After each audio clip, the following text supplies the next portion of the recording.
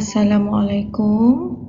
Today we are going to learn subtopic 13.3. This is the last subtopic for chapter 13. Molecular kinetic energy and internal energy.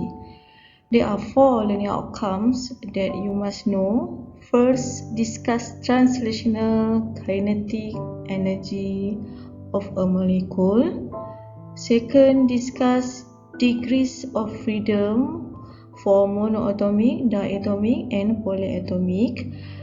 Third, state the principle of equipartition of energy. And the last is discuss internal energy of a gas.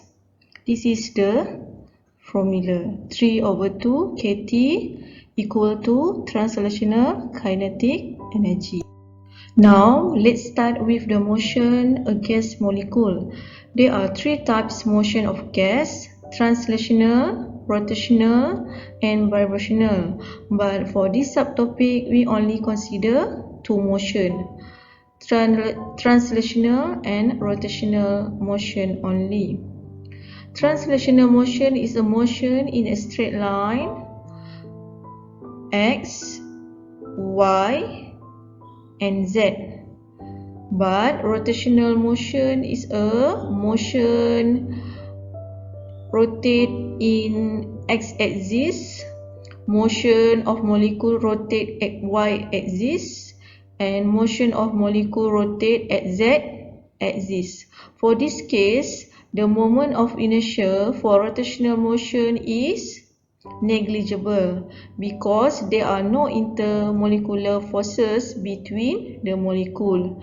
And the third one is motion due to vibration. So we negligible for vibrational motion because it only occur at a high temperature. Kinetic energy for any object equal to K half mv squared. But for translational kinetic energy for molecule is KTR equal to half mv squared speed. This is mean square speed, and we have learned that mean square speed actually equal to 3 kT over m.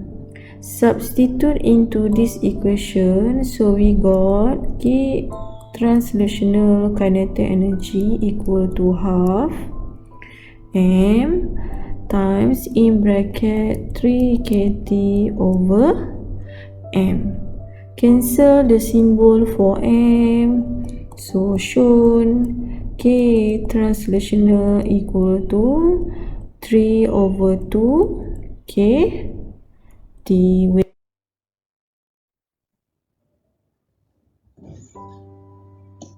For n molecules of an ideal gas, the total translational kinetic energy is 3/2 nkt.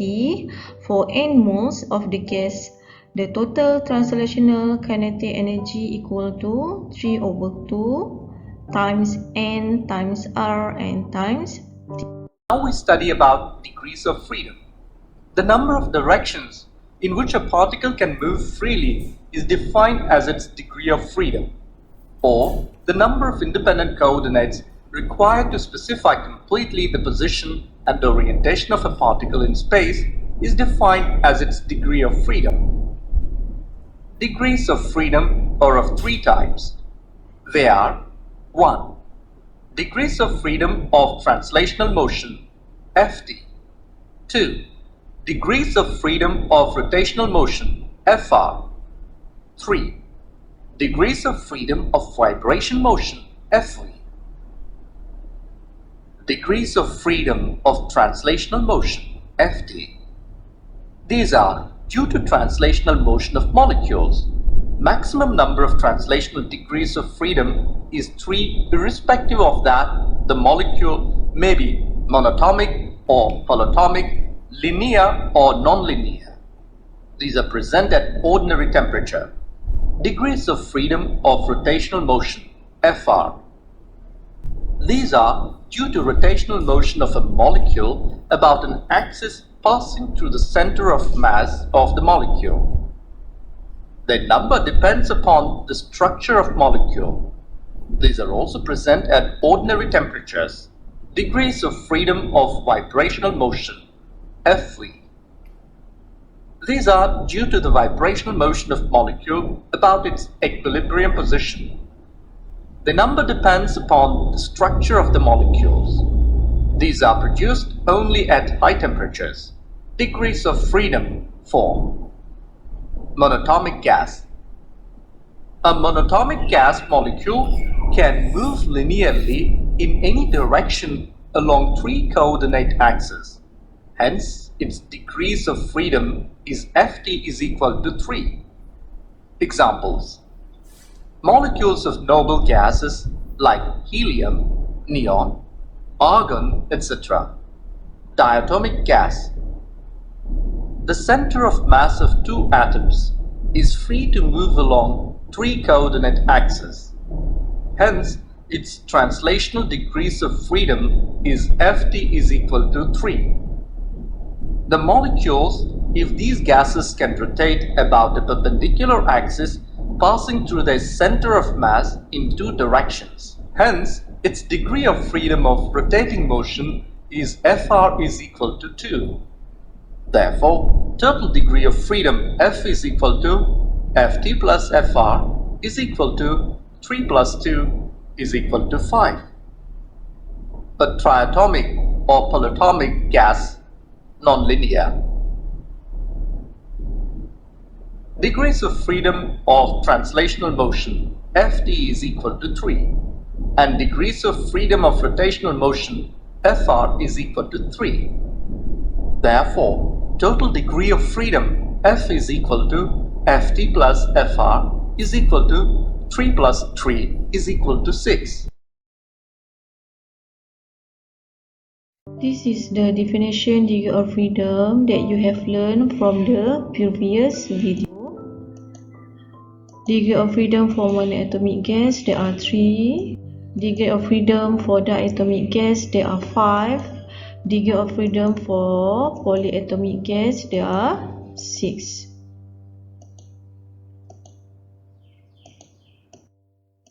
This is the table for degree of freedom. Now, let's relearn principle of equipartition of energy. States that the energy share equally between different degrees of freedom. In addition, each degree of freedom of any molecule has on average energy equal to half kT. Let's say total energy equal to 300 joule. And 300 joule must be give to the degree of freedom component X, component Y, component Z. This is 3 degree of freedom. It means that monoatomic gas. So every degree of freedom, energy must be distributed to equal half kT for X, half kT for Y, and half kT for Z. It means that every degree of freedom, the energy equal to 100 joule, 100 joule, and for component Z equal to 100 joule using this equation. And the last subtopic is internal energy for a gas equal to F over 2 NKT F over 2 nRT.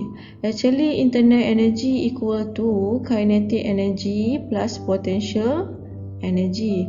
But for ideal gas, potential energy can be negligible due to there is no intermolecular forces between the atom. That's why U equal to kinetic energy.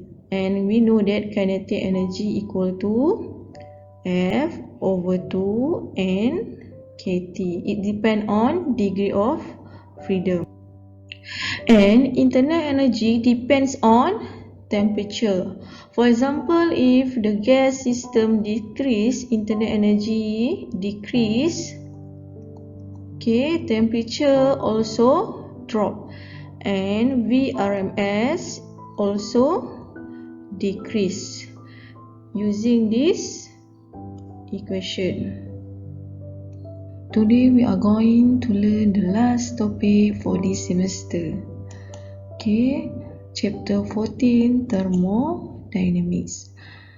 Thermodynamics is the study of relationship involving heat, mechanical work, and other aspects of energy and energy transfer for the system. Thermodynamic system is any collection of objects that is convenient to regard as a unit and that may have the potential energy to exchange energy with its surrounding. So state of a thermodynamic system can be changed by interacting with its surrounding through work and heat.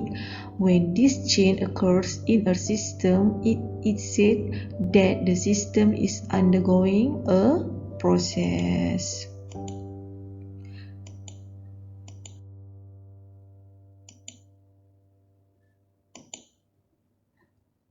So today the learner outcome is First Law of Thermodynamics. You should be able to state the first law of thermodynamics.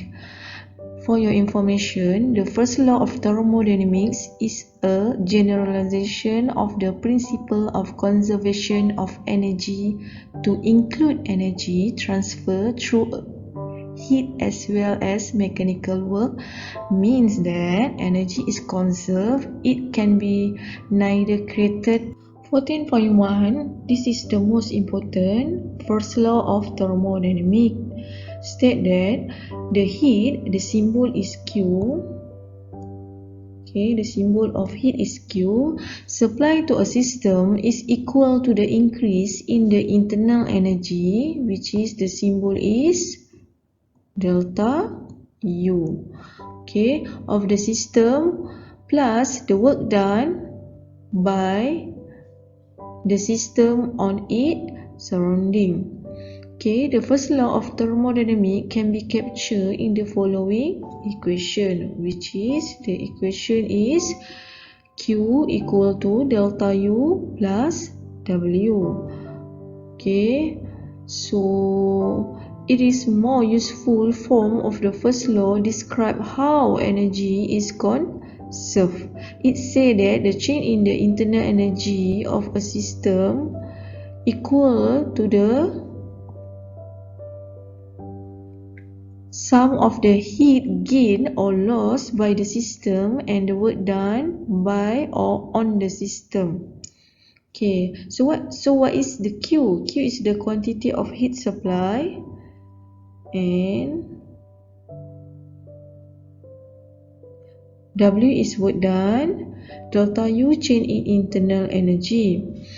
For your information, delta U also can be defined as U2 minus U1, where U2 is final internal energy and U1 is initial internal energy. So delta U actually equal to Q minus W.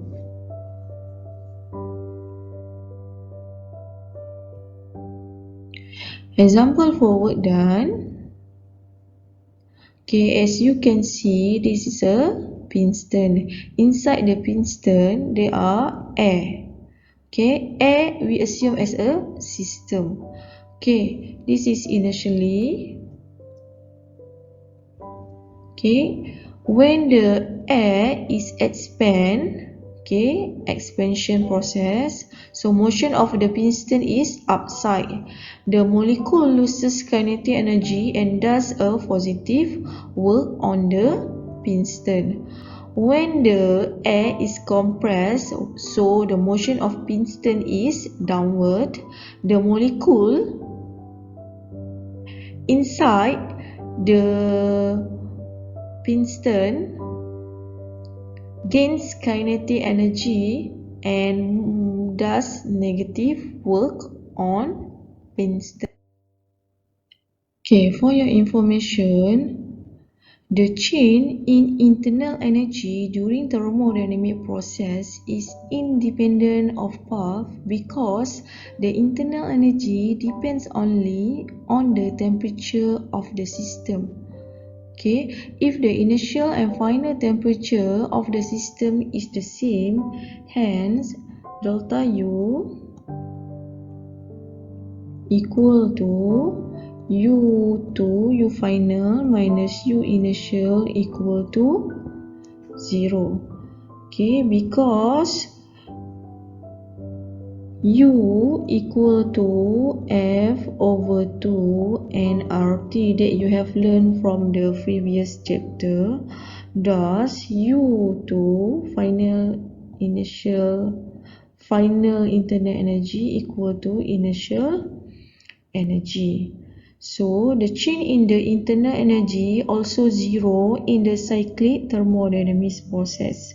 So what is the cyclic thermodynamic process? It's a process initial and final state of the system is the same.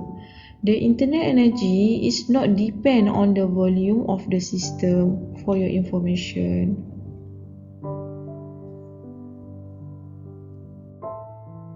Okay, for first law of thermodynamics, there are signs you must know for heat and work done. So sign convention for heat, Q is positive value when heat flow into the system. Q is negative value when heat flow out of the system. And sign convention for work done is positive value when work done by the system, and W is negative value when work done on the system. Okay, so we can write down Q, delta U, and W for summary. So this is positive sign, this is negative sign. Okay, Q is positive when heat is added to the system, and Q is negative when heat is removed. Okay, for delta U, change in internal energy is positive when temperature is increased and negative when temperature is decreased. Okay, for work done is positive when work is done by the system, and work is negative when work done on the system.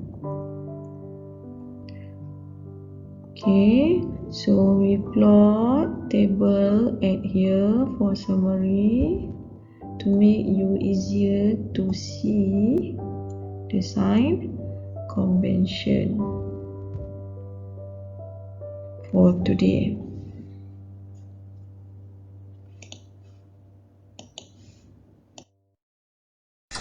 Okay, so we're going to look at the first law of thermodynamics using our PhET simulation called gas properties. And what we want to do is monitor the change in energy, or the change in internal energy of the gas.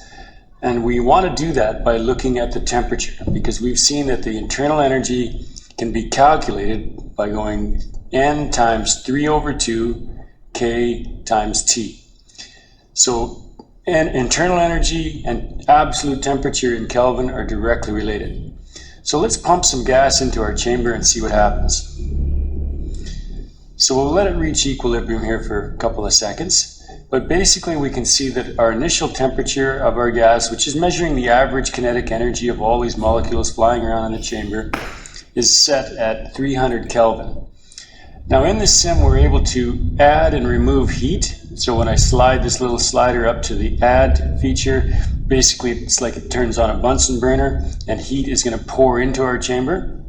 When I remove heat, you'll see little ice cubes, and that's going to lower the temperature of the chamber. When I push on the wall on the left, I'm going to be doing work on the chamber. So I'm going to squeeze the gas, and we're going to see what happens to the overall internal energy. So we're only worried about the work done on the gas and adding and removing heat, and we're going to see how that affects the internal energy and come up with an equation. It's surprisingly simple. So let's start with our work. I'm going to squeeze the gas by pushing it to the right, and all we want to do is watch the temperature. So I push it to the right, and you can see right away that our temperature climbs. It went from 300 to 336 Kelvin. So doing work on the gas, making the volume smaller, or squeezing the gas has caused more frequent collisions, and the internal energy of that gas, as indicated by the temperature, has gone up. So those molecules are moving a little bit more rapidly as they're flying around in the chamber. Now similarly, let's add some heat. Now remember the symbol for heat is Q in our equation. If I add heat to the gas, as expected, the temperature rises. If I remove heat by putting like an ice bath around this chamber, we see the temperature drop. So it's a fairly simple relationship. The internal energy of the gas will simply be increased if the work is done. In other words, if I squeeze the gas, and increased if we add heat. Okay, that's all for today. Thank you. See you again.